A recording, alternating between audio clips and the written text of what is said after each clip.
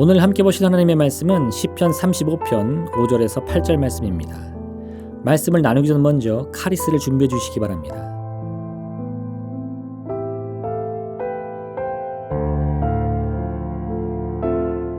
그들을 바람 앞에 겨워갖게 하시고 여호와의 천사가 그들을 몰아내게 하소서.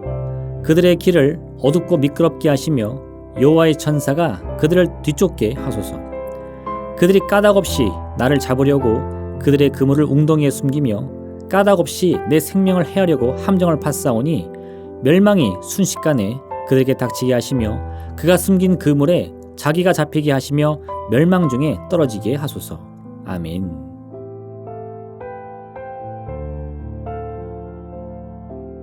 하나님께서는 반드시 의인의 손을 들어주시기 때문에 의인을 대적하는 악인은 결국 망할 수밖에 없습니다. 이때 우리가 기억해야 할 것은 악인이 멸망할 수밖에 없는 그 이유입니다. 성경의 많은 말씀들은 하나님의 자녀들이 원수를 사랑하고 악을 악으로 갚지 않으며 도리어 선을 베풀 것을 우리에게 말씀합니다. 마태복음 5장 말씀은 또 내 이웃을 사랑하고 내 원수를 미워하라 하였다는 것을 너희가 들었으나 나는 너희에게 이르노니 너희 원수를 사랑하며 너희를 박해하는 자를 위하여 기도하라. 이같이 한즉 하늘에 계신 너희 아버지의 아들이 되리니 이는 하나님이 그 해를 악인과 선인에게 비추시며 비를 의로운 자와 불의한 자에게 내려주심이라. 너희가 너희를 사랑하는 자를 사랑하면 무슨 상이 있으리요? 세리도 이와 같이 아니하느냐 말씀합니다.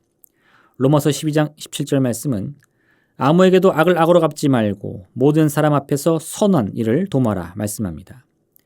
베드로 전서 3장 9절 말씀은 악을 악으로 욕을 욕으로 갚지 말고 도리어 복을 빌라 이를 위하여 너희가 부르심을 받았으니 이는 복을 이어받게 하려 하심이라 말씀하고 있는 것입니다. 그런데 어째서 오늘 다윗은 악인을 미워하며 그의 멸망을 노래하고 있는 것입니까? 이는 다윗이 자신과 원수를 맺은 누군가를 원망하며 노래하는 것이 아닙니다. 하나님과 멀어져 악인의 길로 가는 사람들을 향한 일종의 경고인 것입니다. 시편은 특별한 사람이 겪은 특별한 경험과 연관이 있는 동시에 또한 시편의 말씀을 보고 듣는 세상의 모든 사람들에게 주어지는 보편적인 의미를 함께 포함하고 있습니다. 그렇기 때문에 오늘 본문의 경우 다윗이 원수의 위협에 쌓여 하나님께 도움을 구하는 기도인 동시에 하나님을 대적하고 하나님의 뜻을 멀리하는 악인이 어떠한 운명에 처하게 될 것인지를 우리에게 일러주는 보편적인 말씀인 것입니다. 이렇게 볼 때 원수는 결국 자신의 뜻을 이루지 못하고 하나님의 개입으로 모든 시도들이 실패로 돌아감과 동시에 그들 자신이 멸망의 길로 가게 될 운명을 받을 수 있음을 우리가 알 수 있습니다. 그럼 하나님과 멀어지는 사람은 어째서 멸망의 운명을 피할 수 없습니까? 이는 하나님이 모든 죄인과 악인들을 일일이 찾아서 다 심판하기 때문이 아닙니다. 성경은 죄의 싹시 곧 사망이라고 말씀하는데 죄의 씨앗을 뿌린 사람은 스스로 죄의 열매를 먹을 수밖에 없고 그 열매가 바로 사망이기 때문입니다. 하나님은 천지 만물을 창조하실 때 이미 모든 사람이 가야 할 운명의 방향에 관해 그 길을 정해 놓으셨습니다. 죄를 짓기 전 아담과 하와처럼 언제나 하나님과 동행하며 늘 하나님의 말씀에 귀를 기울이고 그 말씀을 따른다면 우리의 운명은 언제나 풍성한 은혜와 축복으로 가득할 것입니다. 하지만 아담과 하와가 뱀의 유혹에 넘어졌을 때 하나님의 말씀을 어긴 것처럼 그 뜻을 벗어난다면 그래서 하나님의 뜻에 반하여 하나님께서 하지 말라 하신 말씀들을 행한다면 어떻게 되겠습니까? 하나님이 우리를 위해 준비해 놓으신 풍성한 은혜와 생명은 다 사라지고 우리를 도둑질하고 죽이고 멸망시키려는 죄와 사망의 권세가 우리의 삶과 미래를 주장하게 되는 것입니다. 이는 우리 자신이 먼저 하나님을 떠나 사망의 권세에 우리의 운명을 맡기기로 작정했기 때문인 것입니다. 죄를 짓는다는 것은 바로 이런 의미입니다. 하나님의 품을 떠나고 하나님의 말씀을 멀리하고 하나님의 뜻을 어기면서 점점 하나님과의 관계를 스스로 포기하는 것입니다. 그렇게 하나님의 통치가 자신에게 미치지 않는다면 이제는 모든 것을 하나님의 기준이 아닌 자신의 기준대로 마음껏 살 수 있다는 유혹에 빠지고 마는 것입니다. 하지만 이런 선택을 한 인생은 결국 멸망을 향해 나갈 수밖에 없습니다. 하나님을 떠난 사람을 하나님의 심판에서 망하는 것이 아니라 하나님을 떠난 사람이 얻게 될 운명 그 자체가 오직 멸망뿐인 것입니다. 한 아들이 아버지에게 유산을 미리 달라 하고서는 그 돈을 받자마자 집을 나가버렸습니다. 이 아들이 아버지에게 유산을 미리 요구한 이유는 아버지의 품을 떠나기 위해서였습니다. 아버지의 간섭만 없다면 자신의 인생은 너무나 행복할 것이라고 여긴 것입니다. 그렇게 집을 나갔을 때 처음에는 모든 것이 자신의 계획대로 되는 것처럼 보였습니다. 많은 사람들이 찾아와 그 주변에 모이면서 자기가 진정한 친구라고 그에게 말합니다. 그러나 얼마 후 이 아들이 가진 돈을 다 써버리자 진정한 문제가 생깁니다. 그동안 주변에서 물심양면으로 자신을 도와줬던 사람들이 순식간에 다 떠나버리고 만 것입니다. 결국 그의 인생은 순식간에 곤두박질 치고 맙니다. 그때서야 이 어리석은 아들은 지난날 자신이 행복할 수 있었던 이유는 아버지의 돈 때문만이 아니라 자신의 모든 것이라도 아낌없이 주는 아버지의 진정한 사랑 때문인 것을 알게 됩니다. 아들은 깊이 후회하며 아버지의 집으로 돌아가려고 하지만 차마 자신이 저지른 죄악 때문에 다시금 아버지의 아들로 인정받기 어려울 것이라 생각합니다. 그래서 그는 아버지를 찾아가서 이제는 아들이 아닌 종의 하나로 여겨달라며 자신을 받아줄 것을 간청합니다.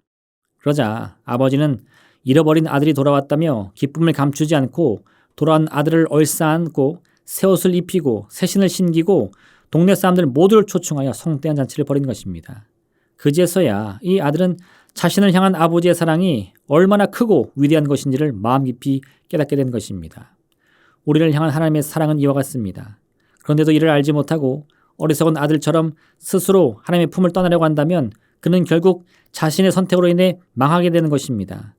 하지만 아무리 주홍같이 붉은 죄를 저지른 사람일지라도 다시금 아버지의 사랑을 깨닫고 그 품으로 돌아갈 것을 결심하기만 하면 우리 하늘 아버지이신 하나님께서는 한량없는 자비로서 우리 모든 죄악을 다 용서해 주시는 것입니다. 오늘 다윗은 하나님의 뜻을 저버린 사람들의 운명에 대해 무섭게 경고합니다. 그들에게는 순식간에 멸망이 닥칠 것이며 자신들이 친 덫에 스스로 걸려 넘어지고 말 것입니다.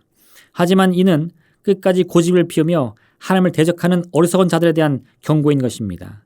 하나님께서는 우리 중 누구도 이런 끔찍한 운명에 처할 것을 결코 원치 않으십니다.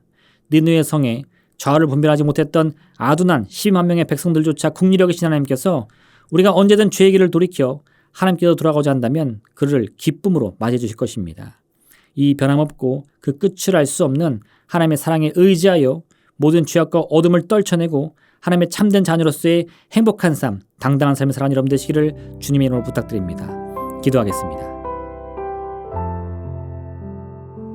사랑의 하나님 아버지, 참으로 주의 변함없는 은혜와 사랑만이 우리의 유일한 소망인 것을 깨달게 도와주시옵소서. 그러므로 우리 스스로 내 욕심 때문에, 내 교만 때문에 주의 품을 떠나는 어리석음을 행하지 않게 도와주시옵소서. 언제나 주님만 바라며 주님만 의지하여 주의 말씀에 따라 순종하여 살아갈 수 있는 우리 삶에 되게 허락하여 주시고, 이 같은 믿음의 결단이 우리 삶의 진정한 풍성한 은혜 열매, 축복 열매 되게 허락하여 주옵소서. 예수님의 이름으로 기도합니다. 아멘. 하늘에 계신 우리 아버지, 아버지의 이름을 거룩하게 하시며 아버지의 나라가 오게 하시며 아버지의 뜻이 하늘에서와 같이 땅에서도 이루어지게 하소서. 오늘 우리에게 일용할 양식을 주시고 우리가 우리에게 잘못한 사람을 용서하여 준 것 같이 우리 죄를 용서하여 주시고 우리를 시험에 빠지지 않게 하시고 악에서 구하소서. 나라와 권능과 영광이 영원히 아버지의 것입니다. 아멘.